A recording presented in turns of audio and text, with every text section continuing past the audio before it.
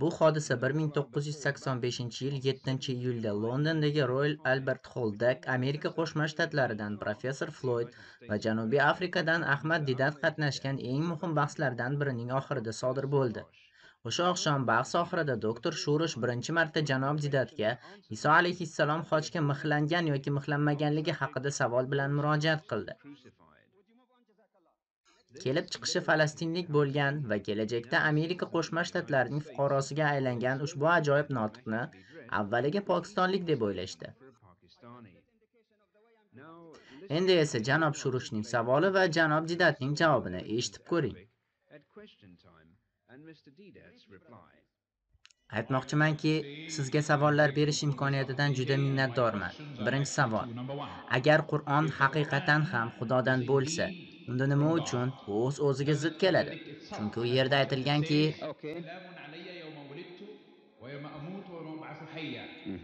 Iso tug'ilishidan oldin u vafot etdi va yana tirildi.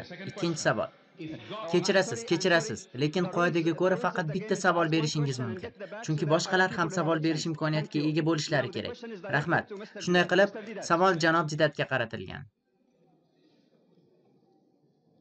Bu oyatda shunday deyiladi: Vassalamu alayya yawma wulidtu va yawma amutu va yawma ubasu hayya. Ma'nosi esa bunday: menga tug'ilgan kunimda, vafot etadigan kunimda va hayotga qayta tiriltiriladigan kunimda osoyishtalik bo'lsin deyiladi. Ya'ni men o'lib bo'lgan kunimda emas, o'ladigan kunimda. Chunki oyatda kelajak haqida gapirilyapti.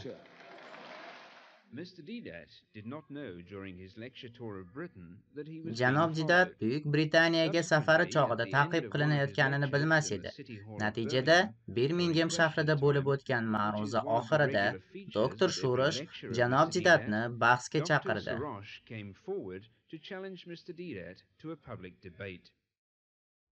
Fortunately, in this advanced electronic age, we were able to capture Dr. Soros on video to reproduce for you this historical record.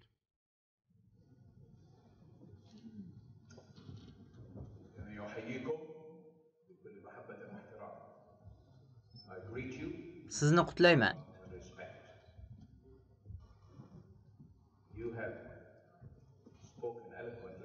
Nutqingiz juda ishonchli bo'ldi. Lekin men sizni har qanday mavzuda munozara qilishga chaqirmoqchiman.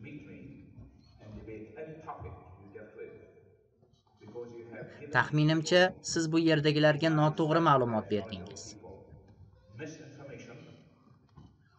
Va arab bo'lganim uchun aytamanki, payg'ambaringiz haqiqatdan ham buyuk inson bo'lgan.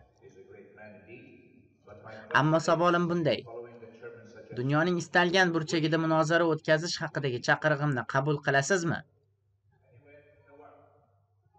Savolingiz shumi? Ha, savolim shu.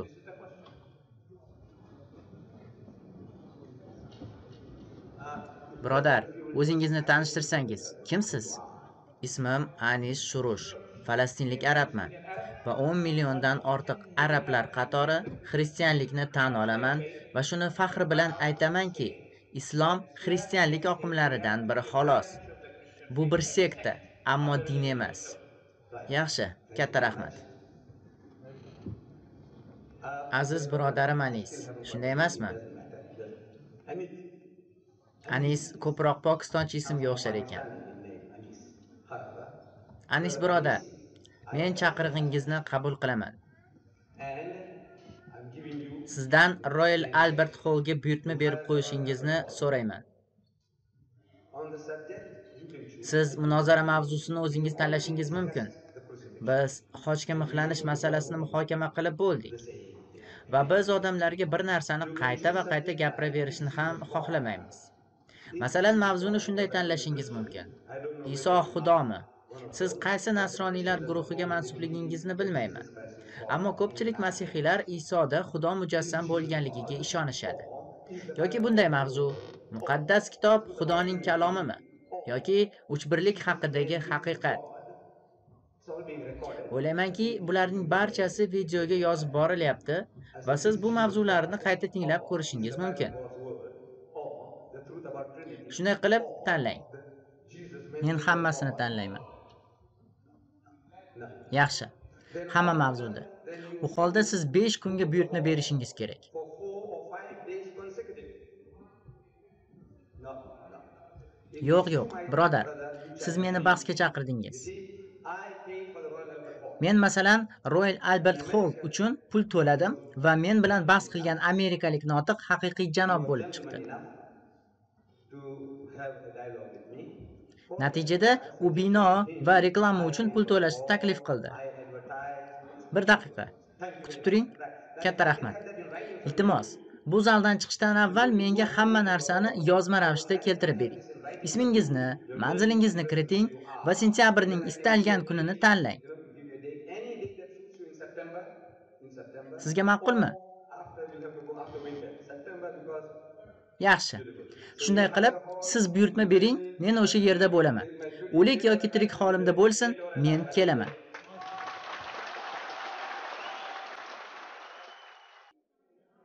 We have a notice. Between 1 and 2,000 people were unable to get in here tonight, and therefore they were reluctantly turned away by the police on the instruction of the Sizni bugungi Royal Albert saroyiga tashrifingiz bilan qutlayman. Avvalo, bu yerda to'plangan barchamiz uchrashuvning mohiyatini bilib olishimiz kerak. And I believe this is a historic O'ylaymanki, bu tarixiy voqea xristianlarga ham, musulmonlarga ham boshqa tarafning nuqtai nazari bilan tanishish imkoniyatini beradi. and vice versa. And I speak as chairman of this meeting. Bugun raislik vazifasini aynan men bajaraman. My name is Clive Calvert. Men chuqur dindor xristianman va mening ismim Clive Calvert. For the purpose of Men Injilchilar ittifoqining bosh kotibiman. being totally impartial. Bugungi uchrashuvda men mutlaqo obyektiv bo'laman. True British fashion as a neutral. We'll endeavor to do so for the next Shunday 2.5 qilib, hours. hammangizni bu yerda yig'ilgan tumonat odamni ko'rib hayajonlanayotgan ma'ruzachilarimiz nomidan muborakbod etaman. It's good that you've taken the time to come to this important occasion. What I would like to do at this Va endi sizga munozara ishtirokchilarining ikkalasini ham tanishtirmoqchiman va yana bir bor ta'kidlaymanki, biz ularni bu yerda bahs ishtirokchilari sifatida ko'rishdan juda ham mamnunmiz. Mr. Ahmed Men janob Ahmad Thompsondan sizga janob Ahmad Didatni qisqacha qilib tanishtirib o'tishlarini so'rayman. Tashakkur. Good evening. Xayrli kech. Bismillah. Mr. Ahmed Didat. Menimcha, ko'plaringiz janob Ahmad Didat bilan allaqachon tanishsiz. Chunki u ilgari Angliyada bir necha bor bo'lgan. O'tgan yili iyul oyida u shu yerda ham xuddi shunday bahslarda qatnashgan. Janob Didat Janubiy Afrika Respublikasi Durban shahrida joylashgan Islom nashriyoti markazi direktori. U ko'p yillarni Injil va Qur'onni o'rganishga bag'ishlagan. Tabiiyki, u musulmon bo'lganligi sababli Qur'on payg'ambarlarning oxirgisi orqali odamlarga Alloh taolo tomonidan vahiy qilingan oxirgi kitob deb hisoblaydi. Uning e'tiqoddagi asosiy qarashlari Qur'on oyatlariga asoslangan.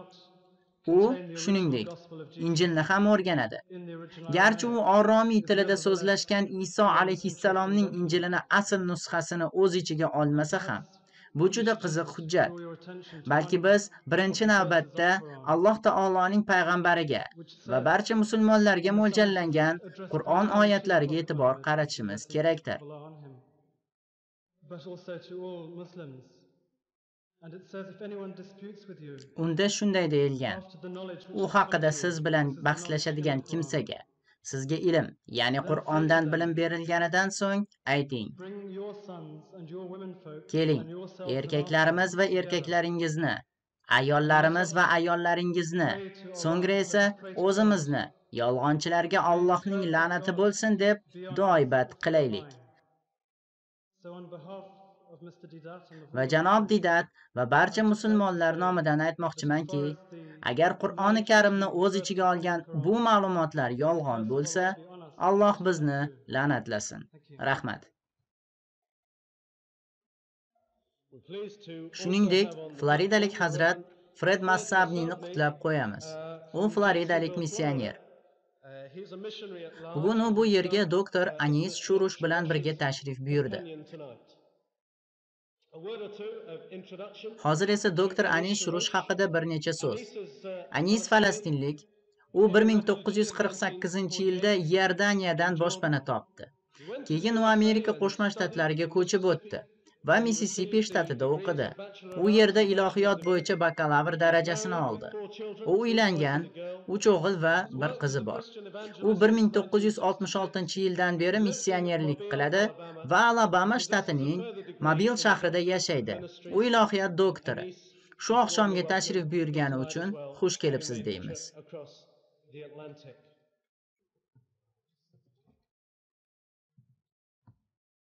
أحييكم جميعا باسم يسوع الناصري وابن بلدي.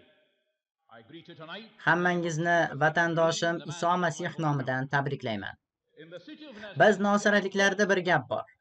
Do'sting yoniga quruq qo'l bilan borma.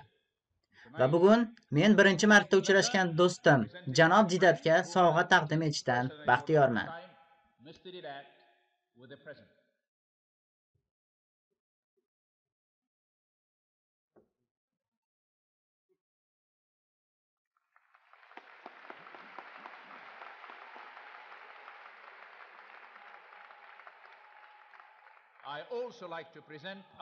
Bundan tashqari, protodiakon birodarimizga o'zimning maxsus sovg'amni taqdim etmoqchiman. Bu Alabama shtatidagi Mobil shahrining kaliti bo'lib, u bizning shahar uchun ham, boshqa shaharlar uchun ham muhim ish qilganlarga beriladi.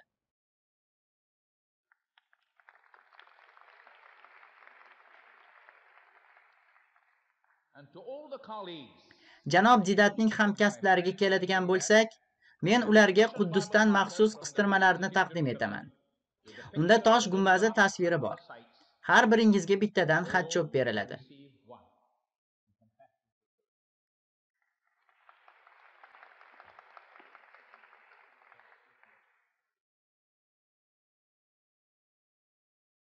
O'ylashimcha, ko'pchiligingiz bu zalda anchadan beri o'tiribsiz. Ba'zilaringiz esa olisdan kelgansiz. Shuning uchun hozir sizlarni men bilan birga bir muddat oyoqqa turishingiz uchun eng to'g'ri vaqt deb lozim topdim. Siz turganingizda men sizlarni odatda o'z ona tilimda arab tilida tiz cho'kkan holda o'qigan oyatni tinglashda qatnashishingizni istardim. Siz uchun men bu matnni hurmat qilgan holda uni tik turib o'qiyman. Men e'lonlarda bosilgan Ahmad Didat janobining fikriga binoan muqaddas yozuv matnini olib kelganlardan so'rayman. Bu matnni oching. Shunda biz siz bilan birga yahudiylarga maktubning dastlabki 8 oyatini o'qiy olamiz. Xudo qadimda ota-bobolarimizga ko'p marta va turli tarzda payg'ambarlar orqali gapirgan edi. Bu oxirgi kunlarda esa u bizga o'z o'g'li orqali gapirdi. Xudo koinotni o'g'li orqali yaratgan va uni butun borliqning vorisi qilib tayin etgan. O'g'il Xudo shuhratining porlashi, Xudo borlig'ining aniq suratidir. U o'zining qudratli kalomi bilan koinotni asrab turibdi. U o'z jonini fido qilib, bizni gunohlardan pokladi. So'ng samoda ulug'vor Xudoning o'ng tomonida o'tirdi. Dar haqiqat, Xudo Masihga o'g'il deb ulug' nom berdi. Bu nom Masih farishtalardan nihoyatda yuksak martabaga ega ekanligini ko'rsatib turibdi. Axir Xudo bironta farishtaga sen mening o'g'limsan, bugun men senga ota bo'ldim deb aytmagan yoki men unga ota bo'laman, u esa menga o'g'il bo'ladi demagan. To'ng'ich o'g'lini bu dunyoga yana yuborishidan oldin esa Xudo shunday deb aytdi: hamma farishtalarim unga sajda qilsinlar. Farishtalar haqida esa Xudo: men o'z malaklarimni shamollarga aylantiraman, xizmatkorlarimni lovullagan olov qilaman degandi. Ammo o'z o'g'liga shunday degan edi: sen Xudosan, sening taxting abadiydir. Adolat hassasi shohliging hassasidir. Barchangizga rahmat.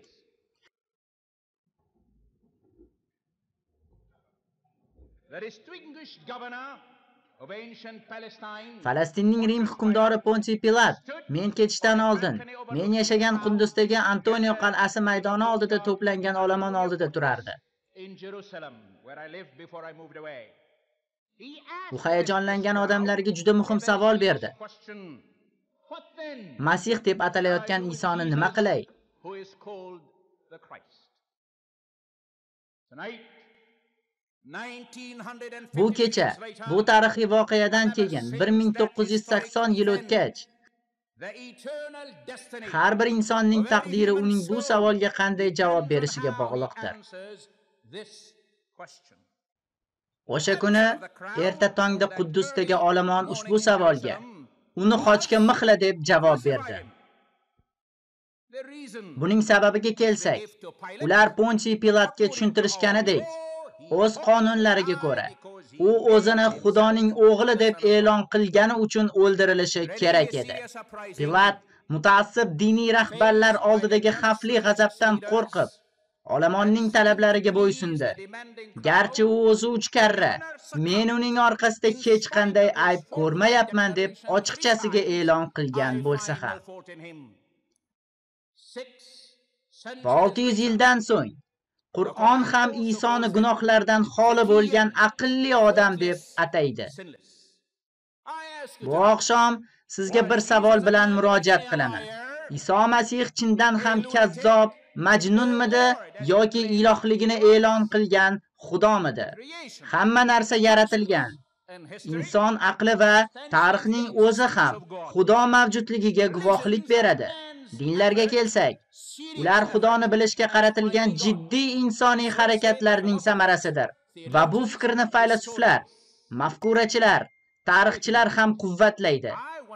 Men sizga yana bir savol bermoqchiman. Xudo haqiqatan ham bizni unutib qo'yganmi?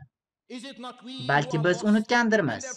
Va buning natijasida u Iso Masih orqali meni va sizni izlayotgandir. Va yana fikringizni bir narsaga jalb qilmoqchi edim.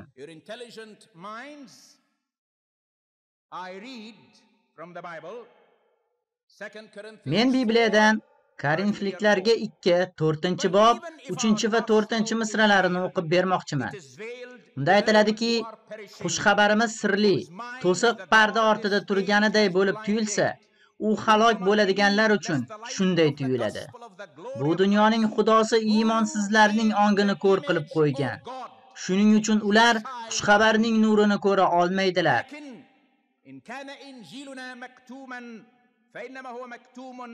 في الهالكين الذين فيهم إله هذا الدهر قد أعمى أذهان غير المؤمنين لئلا تعطى لهم إنارة إنجيل مجد المسيح الذي هو صورة الله. Bu xushxabar Xudoning aniq tasviri bo'lgan Masihning ulug'vorligini ko'rsatadi. Muqaddas kitob yer yuzidagi eng yaxshi kitobdir. U 60 kitobdan iborat bo'lib, ular 1,5 ming yil davomida yozilgan. Yozuvda 40 dan ortiq mualliflar qatnashgan. Ular orasida shohlar, cho'ponlar, boylar, kambag'allar, qariyalar, yoshlar va hatto baliqchilar ham bor edi. Biroq bu tavsifda uning yuqoridan ilhomlanganligi va Xudoning daxlsiz so'zi bor. Chunki Bibliyaning bitta haqiqiy muallifi bor va bu muqaddas ruhdir. Sizlarga Butrusga 2-maktubning 1-bobidagi 20 va 21 misralarini o'qib bermoqchiman. Eng avvalo shuni bilinglarki, muqaddas bitiklardagi bashoratlarning hech biri payg'ambarlarning shaxsiy talqini emas. Hech bir haqiqiy payg'ambar o'zining insoniy xohishi bilan bashorat qilgan emas. Bu payg'ambarlar muqaddas ruh tomonidan boshqarilib, Xudoning so'zlarini gapirganlar. Biz bilamizki, muqaddas bitik unda bashorat qilingan voqealar sodir bo'lishidan ko'p asrlar oldin aytilgan bashoratlarning bajarilishi uchun ilhomlangan. Bu esa o'z navbatida unga ishongan va o'z g'oyalariga muvofiq harakat qila boshlagan har bir insoniyat jamoasining axloqini to'g'rilashga hissa qo'shdi. Bundan tashqari, muqaddas yozuvlarning to'g'riligi bir necha bor shubha ostiga olingan. Biroq keltirilgan dalillarning hech biri uning noto'g'ri ekanligini isbotlay olmadi. Tarixiy hujjatlar va eski qo'lyozmalar bu ta'rifning haqiqiyligini tasdiqladi. Hozirda 25 mingdan ortiq Injil qo'lyozmalari ma'lum. Ularning bir qismi Britaniya muzeyida saqlanadi. Masalan, Iskandariya kodeksi milodiy 350-yilda Vatikan kodeksi deb atalgan hujjat esa milodiy 325-yilda qayta yozilgan. Bunga qo'shimcha ravishda o'z ichiga eski ahdni butunligicha jamlagan o'lik dengiz deb nomlangan matnni ham eslatib o'tish mumkin. Bu matnlar 2250 yil oldin yozilgan. Shubhasiz ba'zilaringiz 30 yil oldin Suriyaning Uragniya hududida topilgan ajoyib kashfiyot va Abla shahrida 10 yillar davom etgan qazishmalar haqida eshitgansiz. U yerda butun bir sivilizatsiyaning qoldiqlari topilgandi. Va bu ikkita kashfiyot muqaddas kitobning haqiqiyligiga va uning ilohiy ilhom ekanligiga bo'lgan ishonchimizni yanada mustahkamladi. Va hech qachon yolg'on gapirmaydigan Robbimiz Iso osmon va yer yo'qoladi, lekin meniki o'z kuchini yo'qotmaydi dedi. Bibliya oxirida Yuhanno ruhoniyning vahiysi bo'lmish ogohlantirishlarini ham tinglang. Bu kitobning bashorat so'zlarini eshituvchi har bir kishini ogohlantiraman. Kimda kim bu so'zlarga biror bir narsa qo'shsa, Xudo ham o'sha kishining jazosiga bu kitobda yozilgan balolarni qo'shadi. Kimda kim bu kitobdagi bashorat so'zlaridan birortasini chiqarib tashlasa, Xudo ham o'sha kishini bu kitobda yozilgan hayot daraxtidan va muqaddas shahardan benasib qiladi. Bizga muqaddas yozuvlarni ochib bergan Xudo yagona Xudovanddir. Aka-uka va opa-singillar, aziz birodarlarim, faqat bitta Xudo mavjud, bitta Xudo. Garchi bizning cheklangan ongimiz uchun bu qiyin va tushunarsiz bo'lib tuyulsa ham, barcha iymonsizlar, shubhalanuvchilar, dahriylar, agnostlar va boshqalar rad etsa ham, Xudo o'z mohiyatini 3 ta sifatda ochib berdi.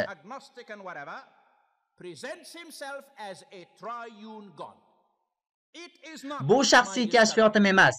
Yo'q.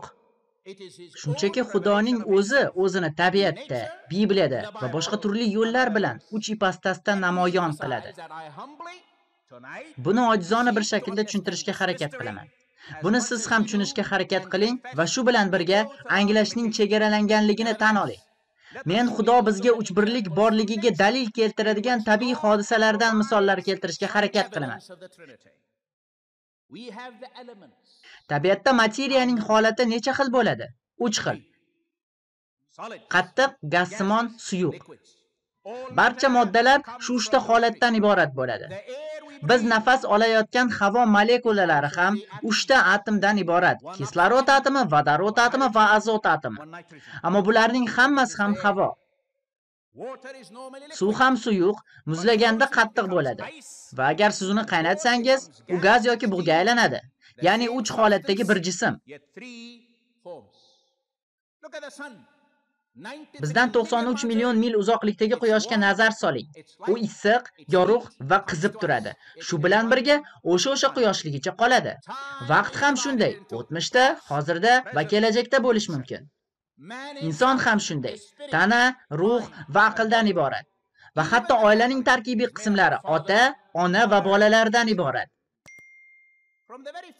Uchbirlik haqidagi haqiqat muqaddas kitobning boshida aniq aytilgan. Agar sizda Bibliya bor bo'lsa, ibtido kitobida 1-bobining 1-oyatida shunday yozilgan. Azalda Xudo osmon va yerni yaratdi. Bu yerda Xudo yaratuvchi, samoviy otaning vazifasini bajaradi. 2-oyatda biz muqaddas ruh haqida bilib olamiz. Bu oyatda aytilganidek, va Xudoning ruhi suvlar uzra yurardi. Va keyin esa 3-oyatda shunday bayon qilinadi. Xudo yorug'lik bo'lsin deb amr etgan edi, yorug'lik paydo bo'ldi. Xudoning so'zlari bilan bu oyatda Xudoning nutqi, Xudoning so'zi aks ettirilgan. Bu satrlar yozilganidan ko'p asrlar o'tib, Yuhanno xushxabarining 1-oyatlarida bu haqiqatning aks sadosi yangradi. Azalda kalom bor edi. Kalom Xudo bilan birga edi. Kalom Xudo edi.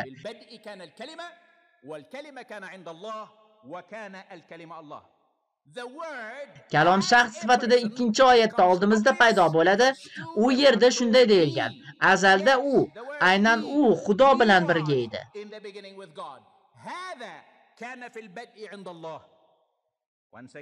Va biz ibtido kitobining o'sha 1-bobida uchbirlik haqidagi eslatmani topganimizda yana hayron qolamiz.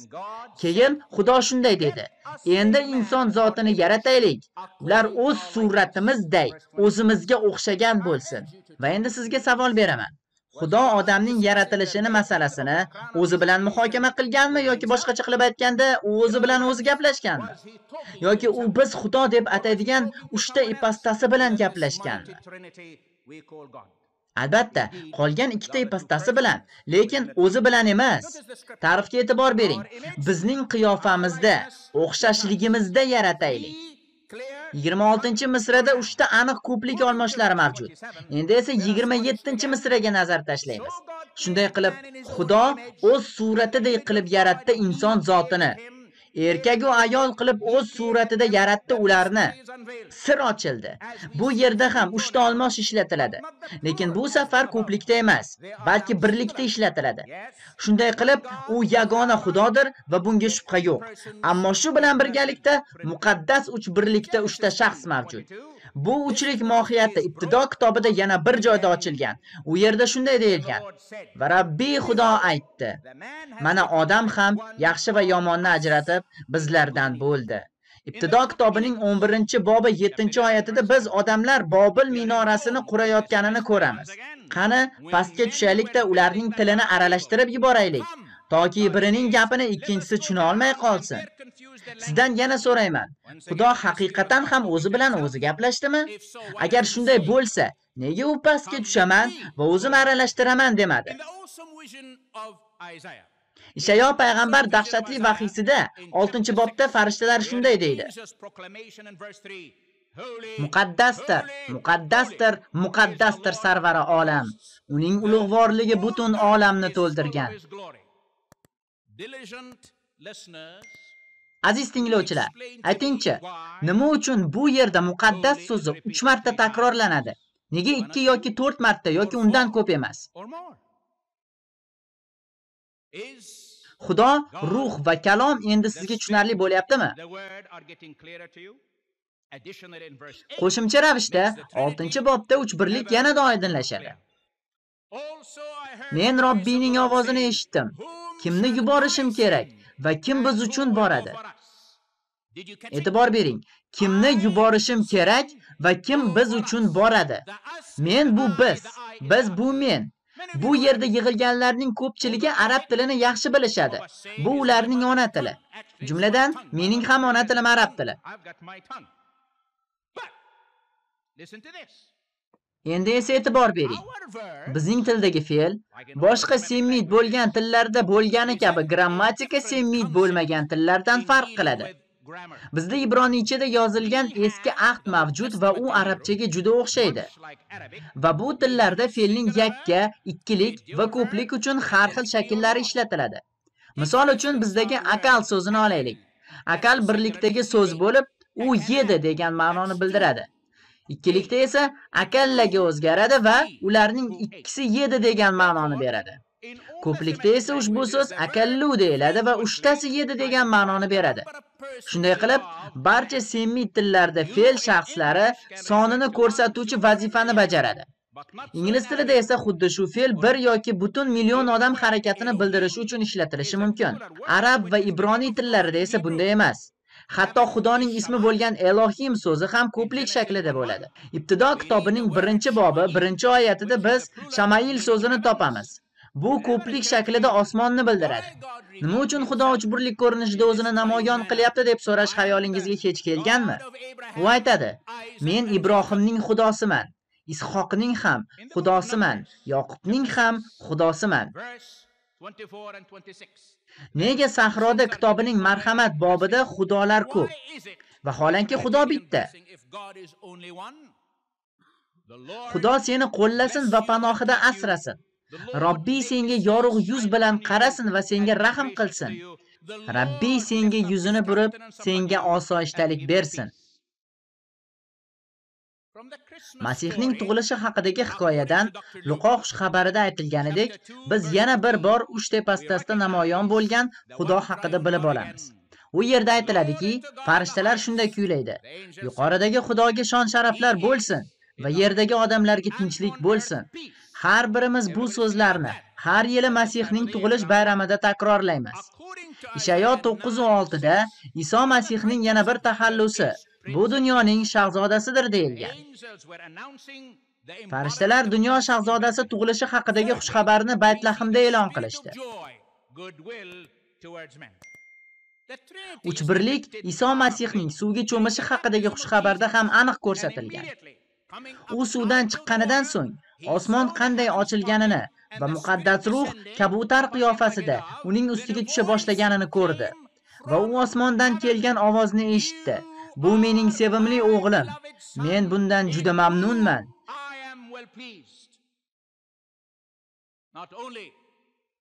Uchbirlik nafaqat Isoning tug'ilishida va da'vatining boshida, balki oxirida ham yaqqol namoyon bo'ladi. Va Iso tug'ilgan shahrim Nosiradan unchalik uzoq bo'lmagan tog'da namoyon bo'lganida, u muqaddas ruhni bulut shaklida ko'rdi. Undan Ota Xudoning ovozi eshitildi. Bu mening sevimli o'g'lim. Men bundan juda mamnunman.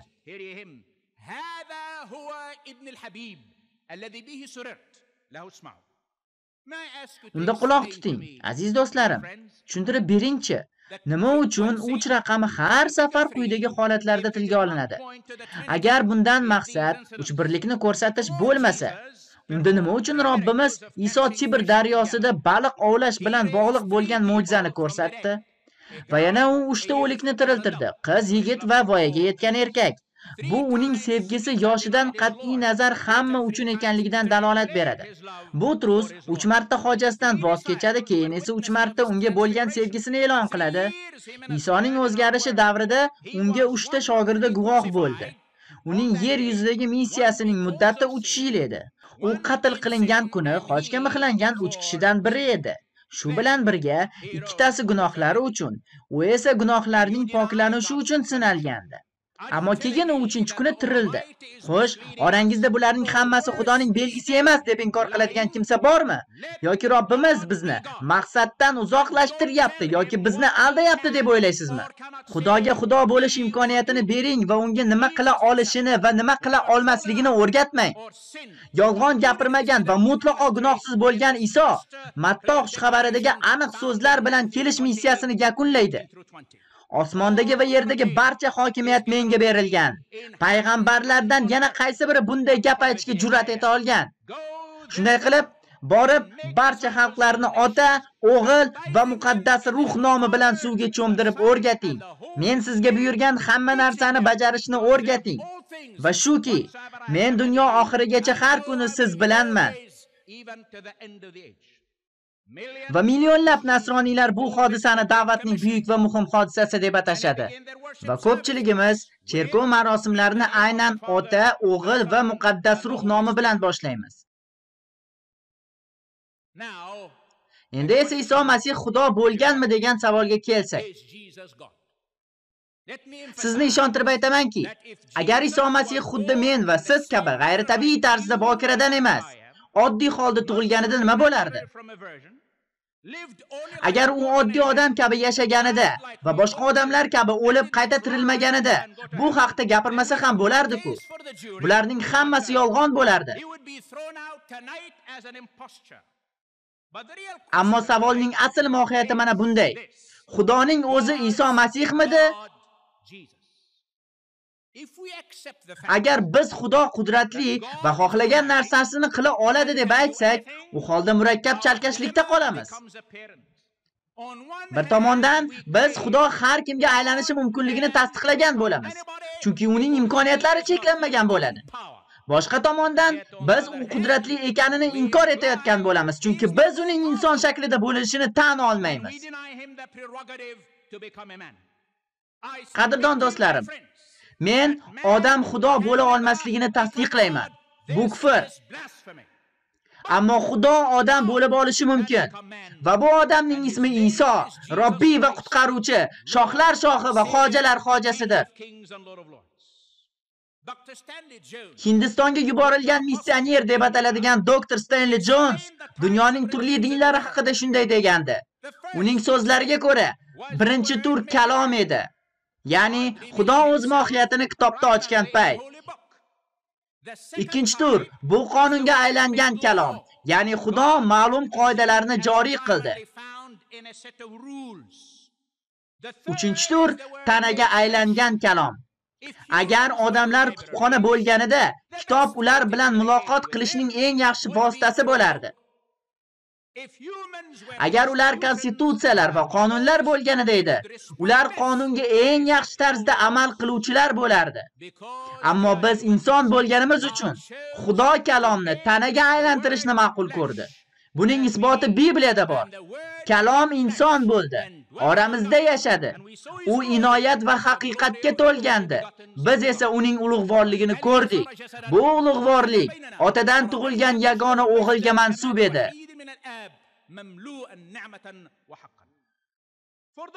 Ibrohimning hikoyasini biladiganlar uchun uning mazmunini eslatib o'taman. Xudo Ibrohimga odam qiyofasida zohir bo'ldi va bu Baytlahimda chaqaloq qiyofasida paydo bo'lishidan 1,5 ming yil oldin sodir bo'lgan edi. Keling, Ibtido kitobining 18-bobini ochaylik. Men o'qiyman. Ibrohim Memradagi muqaddas emanzorda chodiriga kiraverishda o'tirgan edi. Shu payt egamiz unga zohir bo'ldi. Diqqat qiling, shu lahzada Ibrohim ro'parasida 3 ta odam turganini bildi. Ya'ni ular mujassamlangan edi. Ibrohim uchalasini ko'rgan zahoti ularni kutib olgani yugurib bordi va muk tushib ta'zim qildi va dedi: "Hazratim, marhamatingizni darig' tutmanglar. Bu qulingizning eshigini bosib o'tib ketmanglar." Keyin esa 13-misrada o'qiymiz va egamiz yana Ibrohimga dedi: "Nima uchun Sora kuldi? Nimaga u qarib qolgan bo'lsam, bola tug'armidim?" dedi. Men egangiz uchun imkonsiz narsa bor ekanmi? Kelgusi yil shu paytda men qaytib kelaman. O'shanda Sora o'g'illi bo'ladi. Biroz vaqt o'tgach, Ibrohim Sadom va G'amora uchun shafaat so'raganida, biz u Xudo bilan inson sifatida gaplashayotganini ko'rishimiz mumkin. 22-misra va uning davomiga e'tibor bering. Shundan keyin 2 kishi Sadomga qarab yo'l oldi. Egamiz esa Ibrohim bilan qoldi. Ibrohim unga qarab so'radi: "Sen gunohkorlarni ham, begunohni ham birday qirib tashlayverasanmi? Aytaylik, shaharda 50 ta begunoh odam topsang, shaharni vayron qilaverasanmi? Begunoh odamlarning haqqi hurmati uchun shaharga rahm qilmaysanmi? Nahotki gunohsiz odamni gunohkor bilan birga yo'q qilsang? Aslo. Sen gunohsizning boshiga gunohkorning kunini solmaysan-ku. Axir sen butun olamning hokimisan. Adolat ila ish tutasan." Va oxirida 18-bobning oxirgi oyatida Robbiyning odam qiyofasidagi ta'riflari bor. Egamiz Ibrohim bilan gaplashib bo'lgach, o'z yo'liga ketdi. Ibrohim ham chodiriga qaytdi. Menga aytingchi, aziz do'stlar, agar qudratli Xudo vaqt, makon va bo'shliq bilan chegaralanishni xohlamagan bo'lsa, unda qanday qilib bu misrada aytilganidek Ibrohimdan uzoqlashishi mumkin edi? Egamiz Ibrohim bilan gaplashib bo'lgach, o'z yo'liga ketdi. Va Iso Masihning yana bir namoyishi bo'lgan Malik Siddiq haqida nima deyish mumkin? Yahudiylarga maktubda shunday yozilgan: Malik Siddiq Salim shohi va Xudoy taoloning ruhoniysi edi. Ibrohim 4 ta shohni mag'lub etib qaytib kelayotganda, Malik Siddiq uni kutib olgani chiqdi va duo qilgan edi. Ibrohim esa qo'lga kiritgan hamma o'ljasining 10dan birini Malik Siddiqqa bergandi. Malik Siddiqning ismi ma'nosi adolat shohi demakdir. U yana tinchlik shohidir, chunki Salim tinchlik ma'nosini beradi. Uning na otasi, na onasi, na nasabnomasi bor edi. Hayotining boshi ham, oxiri ham yo'q. U Xudoning o'g'li singari to abad ruhoniy bo'lib qoladi. Odam ato tuproqdan yaratilgan, biz ham yaratilganmiz. Lekin Iso Xudoning ruhi bilan tug'ilgan. Qadrdon do'stlar, Janob Zidat uning ismi nima nomli kitobida ham haqiqiy Xudoning o'ziga xos xususiyatlaridan biri shundaki, u hech qachon ovqat yemasligi kerak degan da'volarni qildi. Xo'sh, siz kimsiz o'zi? Qanday qilib ibtidoiy odam Xudoga nima qilishni, nima qilishi mumkin emasligini, qachon gapirishi va qay shaklda namoyon bo'lishini o'rgatishi mumkin? Ibtido kitobining 18-bobida Ibrohimga osmondan paydo bo'lgan 3 ta odam haqida aytilgan. U ularning kattasiga murojaat qilib, uni hukmdor deb atagan. Bular ovqatlanayotganda ularning yonida turgan va bundan ko'p asrlar o'tib ham Ibrohimning Robbi va do'sti Iso Masih hayoti davomida, hatto qayta tirilganida ham shogirdlari bilan birga ovqatlangan. Chunki u shuni xohladi. Chunki u Xudo edi. Ehtimol sizning qiyinchiliklaringiz shundan iboratki, siz Alloh buyuk, Allohu akbar so'zlarini kuniga 40 marta takrorlasangiz ham, Alloh bunday ajoyib mo'jizalarni ko'rsatishga qodir emas.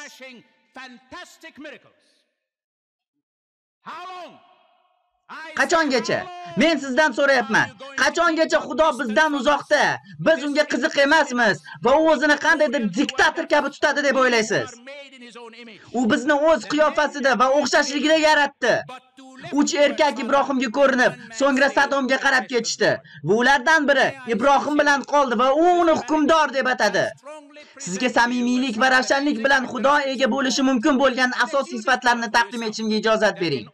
Va guvoh bo'lasizki, Iso Masih ham azaldan xuddi shunday fazilatlarga ega bo'lgan.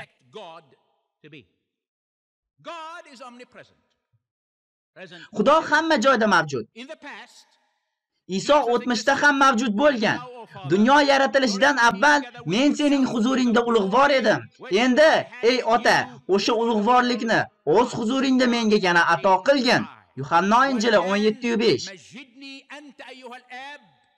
عند ذاتك بالمجد الذي كان لي عندك قبل كون العالم. Marhamat qilib Zidat janoblari o'z fikriga o'zi tafovut qilib aytgan so'zlarini tushuntirib bersin. O'tgan yili iyul oyida Birminghamdagi ma'ruzasida u men Iso Masihning Injildagi barcha so'ziga ishonaman deb aytgandi. Va yana Yuhanna Injili 8-bobi 56-58 misralarini o'qiymiz. Otangiz Ibrohim kelgan kunimni kutib xursand bo'lgan edi. O'sha kunni ko'rib qattiq quvondi. Siz hali 50 yoshga to'lmagan bo'lsangiz, qanday qilib Ibrohimni ko'rgansiz deyshti yahudiylar unga. Iso ularga shunday javob berdi: Sizlarga chinini aytayin, Ibrohim tug'ilmasdan oldin men bor bo'lganman. Nima u men bo'lganman?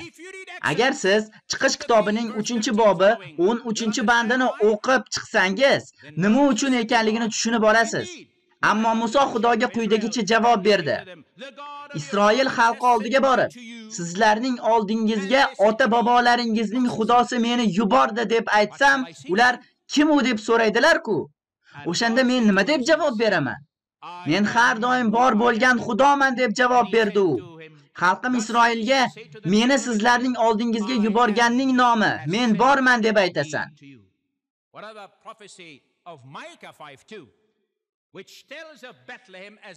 Miho payg'ambar kitobining 5-bobida Masih shohning tug'ilgan joyi bo'lgan Baytlahem bilan bog'liq bashorat mavjud. Uning nasabi qadimlarga borib taqaladi.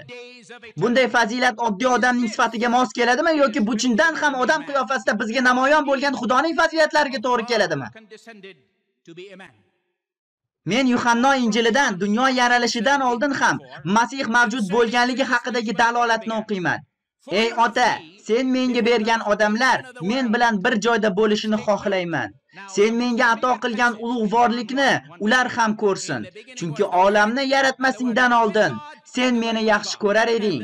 Endi esa Yuhanna Injilining o'sha mashhur 1-bobining 1-oyatiga e'tibor qarataylik. Azalda kalom bor edi. Kalom Xudo bilan birga edi. Kalom Xudo edi va kalom tanaga aylandi. Bu haqiqatni qo'llab-quvvatlash uchun Sulaymonning Hikmatlar kitobi 30-bobi 4-misradagi dono so'zlariga e'tibor bering. Eshiting. Kim osmonga ko'tarilgan, osmondan tushgan? Shamolni hovuchlariga yiqqan kim?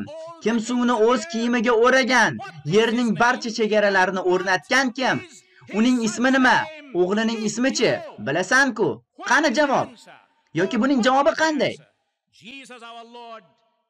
Robbimiz Iso 10 asrdan keyin Yuhanna Injili 3:13 da bizga javob beradi. Osmondan tushgan inson o'g'lidan boshqa hech kim osmonga chiqqan emas. Bibliyada shunday deyiladi: Iso kecha, bugun va har doim bo'ladi. Faqat Xudoga tegishli bo'lgan sifat bu. Bibliyaning oxirgi kitobi 1-bobining 8-oyati bizni o'z sirlari bilan o'rab oladi. Men ibtido va intihodirman deb aytmoqda egamiz Xudo. Men oldin bor bo'lgan, hozir ham bor, kelajakda ham bor bo'ladigan qodir Xudodirman. O'sha bobning 17 va 18 misralarida esa buni o'qiymiz. Uni ko'rishim bilanoq oyoqlari ostiga o'likday yiqildim. U esa o'ng qo'lini ustimga qo'yib shunday dedi: "Qo'rqma, men birinchi va oxirgiman, barhayotman. O'lgan edim va mana abadul-abad tirikman. O'limning va o'liklar diyorining kalitlari mendadir." Bu hayratlanarli bayonotlar va bashoratlar Iso Masih mo'jizaviy tarzda tug'ilmagan va adolatli inson emasligini bildirishi mumkinmi? Yoki ular uni odam qiyofasidagi Xudo ekanligini ko'rsatadimi? Xudo hamma narsani biladi. Bu yerda hozir bo'lganlarning ko'pchiligi Yuhanno Injilining 4-bobida keltirilgan samariyalik ayolning hikoyasini bilishadi. Nega Isoga u kutilgan Masih ekanini aytganida ishondi? Suv olmoqchi bo'lsang, borib eringni chaqir dedi. U esa erim yo'q dedi. Erim yo'q deb sen to'g'risini aytding. Sening 5 nafar ering bo'lgan. Hozirgisi ham ering emas. Sen to'g'risini aytding, dedi Iso. U qo'rqib ketdi va shaharga qaytib ketdi. Va u nima dedi? Men qilgan hamma narsani menga aytgan odamning oldiga boring. U Masih emasmikin dedi. Va ular uning Masih ekanligini bilishgan. Ba'zilaringiz Filip hikoyasini eshitgan bo'lsangiz kerak. Filip Nataniyelni topib unga shunday deydi: Muso Tavrot kitobida, boshqa payg'ambarlar ham o'zlarining bitiklarida bir zot to'g'risida yozishgan edi. Biz o'sha zotni topdik. U Nosira shahridan, Yusuf o'g'li Iso ekan. Iso yaqinlashib kelayotgan Nataniyelni ko'rib, u haqda shunday dedi: Ana Isroilning haqiqiy avlodi. U xiyla degan narsani bilmaydi. Nataniyel Isodan so'radi: Siz meni qayerdan taniysiz? Filip seni chaqirmasdan oldin sen anjir daraxtining tagida eding. Men seni o'sha yerda ko'rgan edim deb javob berdi Iso. Shunda Nataniyel dedi: Ustoz, siz Xudoning o'g'lisiz, Isroilning shohisiz. G'aybni faqat Xudo biladi. Agar Xudodan boshqa hech kim uni ko'rmasa, unda Iso qanday qilib Nataniyelni ko'rardi? Endi esa bashoratlar haqida. Iso xiyonatni, xochga mixlanishini, o'lim va tirilishini eng kichik tafsilotlarigacha aytib, ba'zida shogirdlari ham unga ishonmasligini va Butrus uni 3 marta inkor etishini ham bashorat qilgan. Vaholanki u o'zining eng sodiq shogirdlaridan biri edi. U Quddusning vayron qilinishini ham aniq tasvirlab bergan. 37 yildan keyin esa bu ish sodir bo'ldi ham. Bundan tashqari, u qiyomat kuni va bunga olib keladigan sharoitlar haqida gapirgan. Buni bugun Londonda va dunyoning boshqa shaharlarida ko'rishimiz mumkin. Oxirgi kechki ovqat deb nomlanadigan paytda Iso o'limini, tirilishini va bu dunyoga qayta kelishini bashorat qilgan. Qani endi qaysi biringiz bu qadar aniq belgi va dalillardan so'ng xolis bo'lib, vijdon bilan Iso inson qiyofasidagi Xudo emas deb ayta olasiz?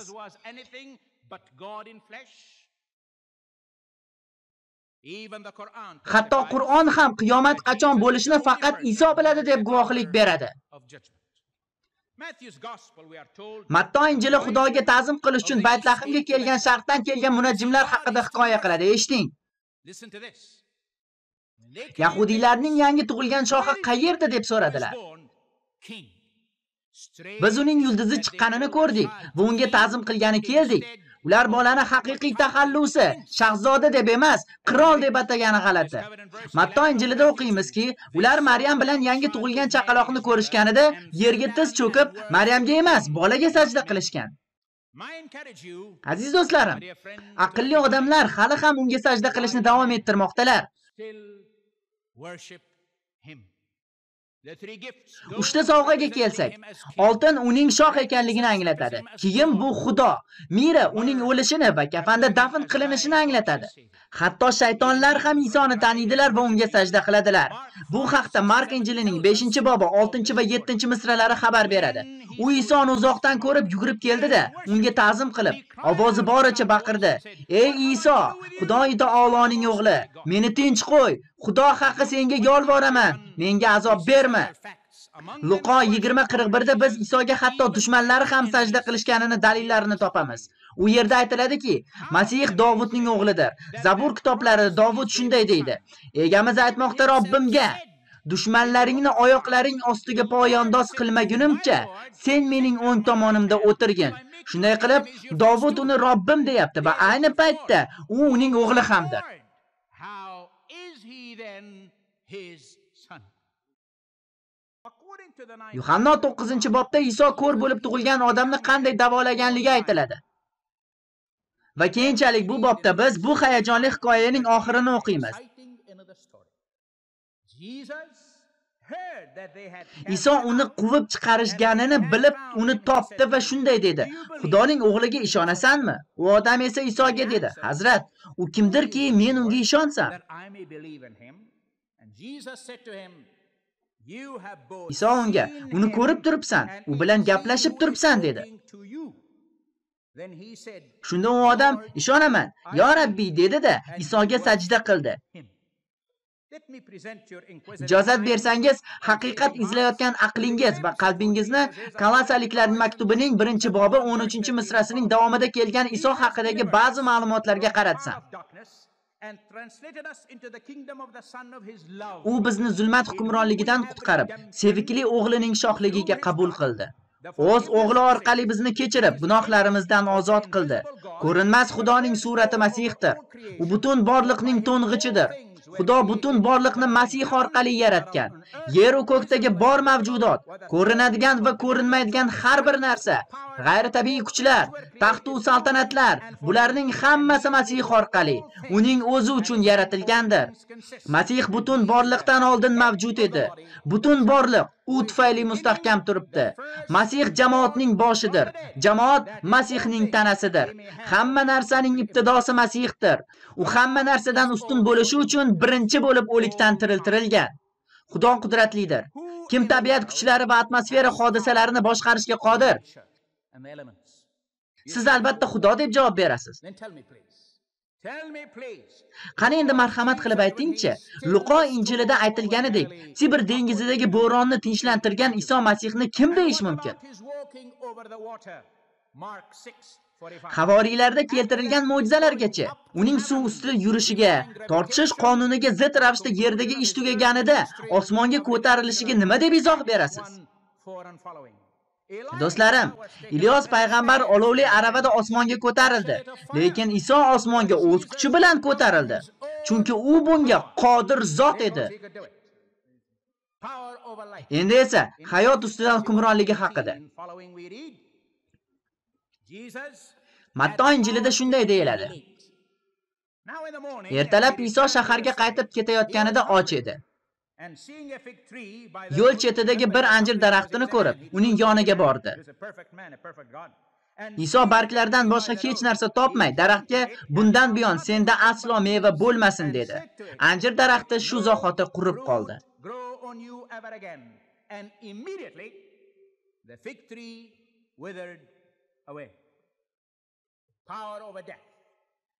Endi esa o'lim ustidan kuch haqida.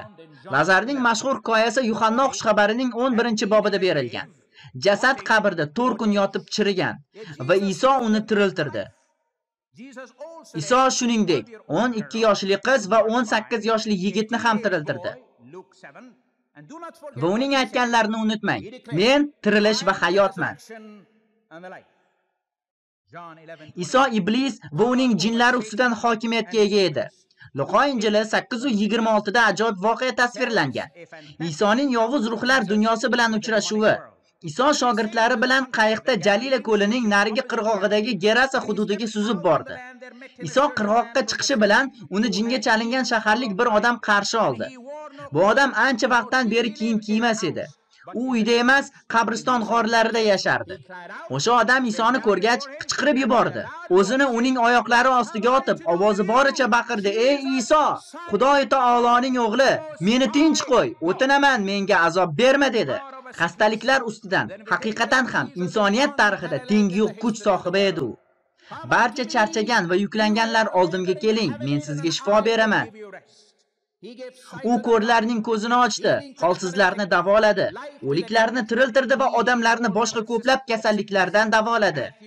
Matto Injili 12:15 da aytilgan: Uning ortidan juda ko'p odam keldi va u hammasini davoladi. Gunohlarni kechirish huquqi. Keling, Mark 2 va Matta 14dagi misralarni o'qib ko'ramiz. Bu yerda quyidagi hikoyalar keltirilgan.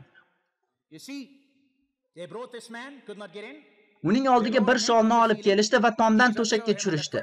Iso uni ko'rib, "O'g'lim, gunohlaring kechirildi" dedi. Shunda atrofdagi odamlar shubhaga tushdi. Iso shu onda ularning o'y-fikrlarini bildi, chunki ular "Bu kufrlik-ku, Xudodan boshqa hech kim gunohlarini kechira olmaydi" degan xayolga borishgandi. Shunda Iso dedi: "Nega bunday narsalarni o'ylaysizlar? Qaysi biri osonroq? Sholga gunohlaring kechirildi deb aytishmi yoki o'rningdan tur, to'shagingni olginda yur deb aytishmi? Inson o'g'liga yer yuzida gunohlarni kechirish hokimiyati berilgan. U gunoh qilgan ayolni kechirdi. U o'zi bilan birga xochga mixlangan qaroqchini kechirdi. Biroq u hech qachon o'zi uchun kechirim so'ramagan. U o'zini qiynoqqa solganlarni kechirishni so'radi. Yaratish qobiliyati Xudoga tegishli sifatdir. U ham Isoda namoyon bo'ldi. Luqo Injili 9da xabar berilishicha, u 5 bo'lak non va 2 dona baliq bilan 5000 ta odamni taomlantirgan. Boshqa yana bir holatda, Mark Injili 8da u 4000 odamni bir qancha non bo'lagi va ozgina baliq bilan to'yintirgan. Yuhannoning 1-maktubi 5-bobida shunda shohidlik beriladi. Biz ham bilamizki, Xudoning o'g'li keldi va bizga yorug'lik va aql berdi. Haqiqiy Xudoni tanib olaylik va keling, uning haqiqiy o'g'li Iso Masihda bo'laylik. Bu haqiqiy Xudo va abadiy hayotdir.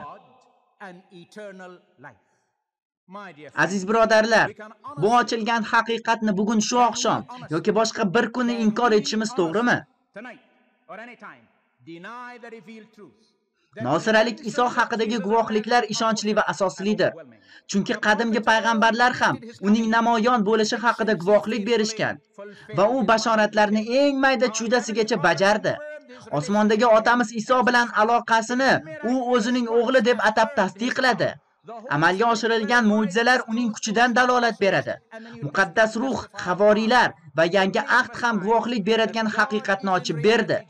Men Xudo bu Iso ekanligini yana bir bora tasdiqlayman. Insoniyat tarixida ilohiylashtirilgan odamlar juda ko'p bo'lgan.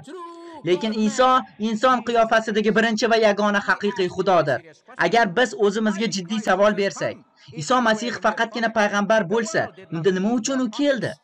Dunyo endi payg'ambarlarga, ruhoniylarga, kitoblarga va avliyolarga muhtoj emasdi. Samoviy Xudo bizga javob beradi. Uning ismi Iso bo'ladi, chunki u barcha odamlarni gunohlardan qutqaradi. Iso sizni va meni do'zaxdan qutqarishi va sizni jannatda abadiy hayotga tayyorlashi uchun keldi. U sizni men kabi, balki mendan ko'proq sevadi. U aytdiki, men odamlar hayotga ega bo'lishi va baxtli bo'lishlari uchun keldim. Uning gapiga quloq soling. Chunki inson o'g'li yo'qolganlarni qidirib qutqarish uchun kelgan. Xudoy taoloning aytishicha, biz hammamiz gunohkormiz va hammamiz Xudoning qaramog'idamiz. Iso bizga abadiy hayot berish uchun sizni va meni izlamoqda. Gunohlardan qutulishning to'liq bahosi Iso biz uchun chidagan o'limdir. Xudo bizga Robbimiz Iso Masih orqali abadiy hayot berdi. Agar suvga cho'mdiruvchi Yahyo u haqida nima deganini tinglasangiz, sir oshkor bo'ladi. Mana u dunyoning gunohlarini olib tashlaydigan Xudoning qo'zisi. Men guvohlik beramanki, u Xudoning o'g'lidir. Aytishingiz mumkin, qanday qilib almashtirish orqali u bizning o'rnimizni egalladi deb. Birinchi inson odam bu jangga kirdi va mag'lub bo'ldi. Shundan so'ng ikkinchi odam bu jangga kirdi va g'alaba qozondi. Va Xochda yuz bergan fojia g'alabaga aylandi. Nega qadimgi yahudiylar qurbonlik qilishgan? Va nima uchun Qur'on bunga maslahat beradi va rag'batlantiradi? Chunki qon to'kilmasdan gunohlar kechirilmaydi. Xudo najot uchun emas, balki sodir bo'lgan najot orqali solih amallarni talab qilishi yaxshiroq emasmi? Quddus, Makka, Rim kabi muqaddas shaharlarga borish shart emas. Chunki ular Xudoning buyukligini o'z ichiga sig'dira olmaydi. Ibodat marosimlari bizni gunohlardan tozalashi mumkin, lekin ular gunohlarga to'la yuragimizni tozalamaydi. Bizning ibodatlarimiz Xudoda ta'sirot qoldirmaydi, chunki ular faqat xudojo'ylikni rag'batlantiradi. Xudo sizni va meni sevadi. U rahmdilligi bilan bizni Robbimiz Iso Masihga bo'lgan iymon yordamida qutqarishni xohlaydi. Chunki Xudo dunyoni shunchalik sevdiki, unga ishonganlarning hech biri halok bo'lmasligi uchun, balki abadiy hayotga ega bo'lishi uchun yagona o'g'lini qurbon qildi. لكي لا يهلك كل من يؤمن به بل تكون له الحياة الأبدية. Amen. Thank you. Katta rahmat. That I did not expect to have. To'g'risini aytsam, men uchun bu kutilmagan sharafdir. Men bu kishini kutib olganimdan va bugun kechqurun Royal Albert Hallga taklif qilganimdan va keyingi 50 daqiqada janob Ahmad Didatning nutqini tinglashimdan juda mamnunman. Marhamat janob.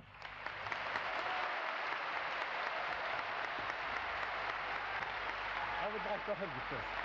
I pray God bless you. I love you, brother. I love you. I love you. I love you. We love you. We love you.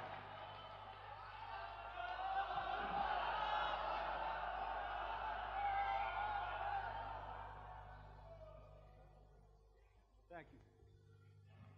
أعوذ بالله من الشيطان الرجيم. بسم الله الرحمن الرحيم.